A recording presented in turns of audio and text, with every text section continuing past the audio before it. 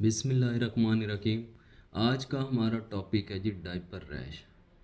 कि ये जो पैम्पर लगाने की वजह से जो बच्चों को रैशेस होते हैं वो क्यों होते हैं। इसकी तीन वजूहत हैं। सबसे पहले जो है वो डाइपर की क्वालिटी। अगर डाइपर की क्वालिटी अच्छी होगी तो बच्चों को रैश नहीं होते।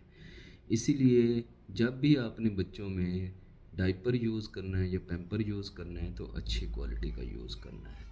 दूसरी इसकी वजूहत है कि ओवर टाइटनिंग ऑफ डाइपर, यानी कि जब भी डाइपर आप यूज़ करेंगे बच्चों में तो उसको बहुत ज़्यादा टाइट नहीं बांधना।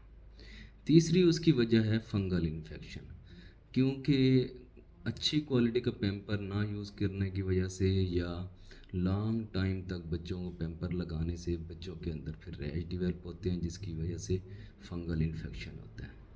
ये तीन वजूहात हैं जिसकी बिना पे हम कह सकते हैं कि बच्चों को रैशेज़ होते हैं। अब इसका सलूशन क्या है? सबसे पहले ये है कि आपने गुड क्वालिटी पैम्पर यूज़ करना है। नंबर दो, आपने जो है उसको ज़्यादा टाइट नहीं बांधना। तीसरा ये है कि बच्चों का जो पैम्पर वाला रीजन है या जो बटक रीजन है उस पर आपने ऑयली सलूशन लगाना है। फॉर एग्ज़ाम्पल कोकोनट ऑयल वगैरह यूज़ कर सकते हैं, वैसलीन वगैरह लगा सकते हैं या सरसों का तेल वगैरह।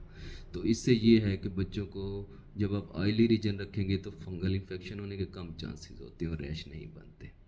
शुक्रिया। अल्लाह हाफिज़।